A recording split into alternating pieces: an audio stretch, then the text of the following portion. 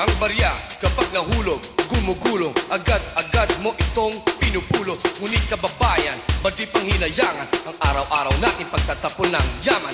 Tapon tayo dito at tapon tayo doon ng basurang dapat sana'y panghinayangan mo ngayon.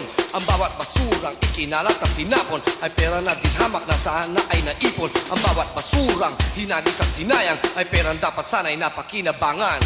Merong pera sa basura, di nyo lang nakikita. Merong pera sa basura, di nyo lang nakikita.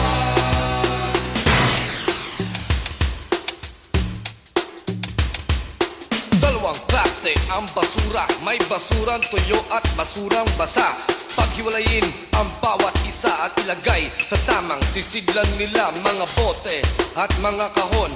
Ipagbili sa nagkakariton at pwede namang pataba ang sirang gulay at tira-tira. Itong mga papel ay madaling ibenta, pag-ipunin lang at pwede ka nang kumita. Maraming pabrika ang gumagamit na ng mga papel na inyong nagamit na. Dalawang klase ang basura, may basurang tuyo at basurang basa. Wag na wag mong ipagsama at tiyak na may pakinabang ka sa merong pera sa basura, di nyo lang nakikita. Merong pera sa basura, di nyo lang nakikita.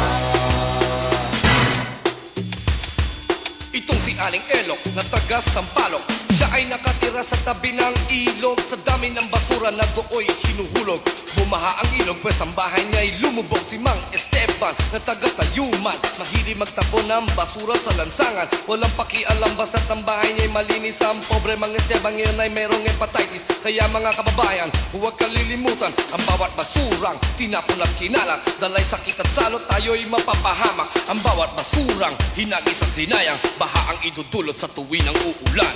Merong pera sa basura, di nyo lang nakikita.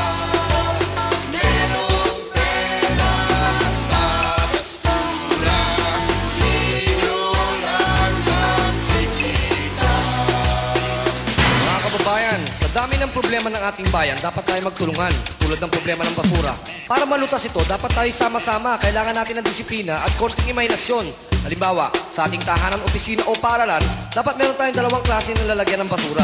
Isa lalagyan para sa tuyong basura at isa naman para sa basurang basa. Nang sa gayon, hindi maghalo-halo ang tuyo sa basa. Yan lang ang paraan para mapakinabangan sila. Ang mga papel naman, huwag natin babasahin at lulukutin para pwede nang i-recycle. Ang mga pagkain tira-tira sa restaurant, itabi natin para sa mga alaga nating hayop.